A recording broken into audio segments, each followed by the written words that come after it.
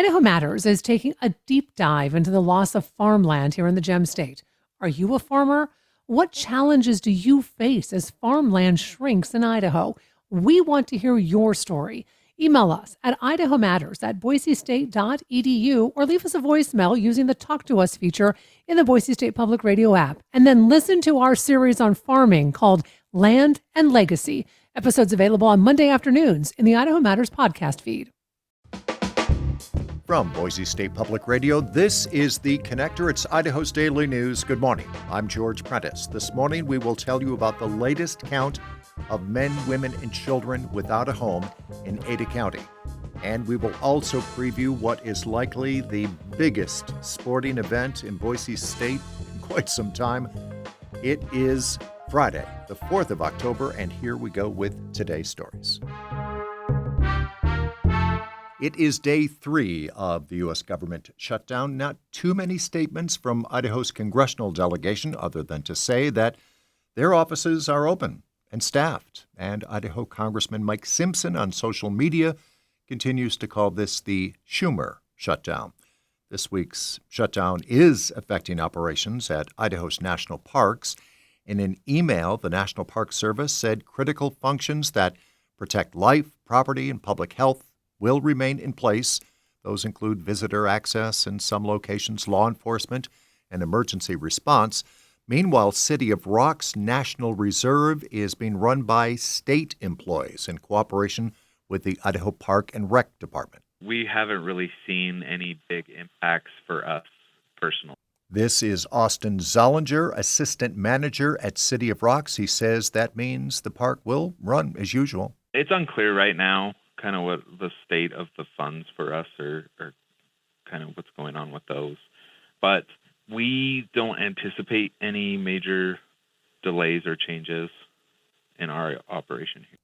As for Idaho's other national parks, things are a bit unclear. Recorded messages at the Minidoka Historic Site said trails would remain accessible, but only from sunrise to sunset, and staff is otherwise not authorized to work. And Boise State Public Radio could not get updated information on Craters of the Moon National Monument. An annual one-day survey in Ada County showed a small decrease in people experiencing homelessness. Julie Lucata reports. On the night of January 19th, 772 people slept at a shelter or on the streets, slightly fewer than at the same time last year. Stephanie Day is the director of the local housing and advocacy nonprofit Catch. She cautions against reading too much into that decline. Folks that are unsheltered are typically very difficult to find, especially locally where they can be ticketed or arrested for camping outdoors. So that really complicates the ease with which you conduct a point-in-time count. She says housing instability in the country has actually increased since 2023, and more families are receiving assistance. The higher the cost of living, the higher the homelessness rates. Boise has seen that playing out entirely. Day says at any given time, about 3,000 individuals are unhoused in Ada County, including about 150 families actively fleeing domestic violence. And there are also more emergency beds available to assist folks. There's still a really high intake into the system of families experiencing homelessness, but we've been able to move more families out of the system. Day says the increase in housing resources was driven by federal grants and City of Boise fundraising. Julie Lucata, Boise State Public Radio News. The highlight of the weekend calendar is an historic matchup for Boise State as the Broncos head to South Bend to take on Notre Dame.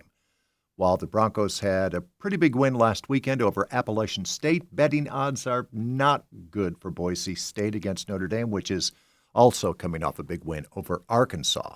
Here's Boise State head coach Spencer Danielson. So then when Saturday afternoon comes along and we're in South Bend and that place is rocking, which I know it will be, which is going to be an awesome time for our fan base, our staff to be there. But we gotta prep to play our best, and then on Saturday afternoon we're gonna go cut it loose, and we'll let the chips fall where they may. And Bronco fans have had this on the calendar for some time. The agreement was made back in spring of 2024. As a football fan, which we all are, and even me growing up in Southern California, I mean, Notre Dame's a team that you watch consistently year in and year out. I mean, from Rudy to South Bend to Touchdown G's. I mean, there's just so much amazing history attached to Notre Dame. And I've never been there. I'm fired up as a coach, fired up as just a fan of college football. We're going to be able to see the stadium the day before and go through it because by the time we get to kickoff, it's time to go play football. And at some point, the ball is going to get put down and it's going to be 11 on 11.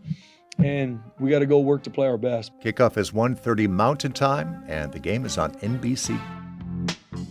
And that is today's episode of The Connector. I'm George Prentice. What do you say we come back here on Monday? You can stay in touch with the news anytime at BoiseStatePublicRadio.org and tell your friends and family about The Connector and how they can find it wherever they find their favorite podcasts. For now, to you, thanks for listening. Sources and methods, the crown jewels of the intelligence community. Shorthand for how do we know what's real? Who told us? If you have those answers, you're on the inside, and NPR wants to bring you there. From the Pentagon to the State Department to spy agencies, listen to understand what's really happening and what it means for you. Sources and Methods, the new national security podcast from NPR.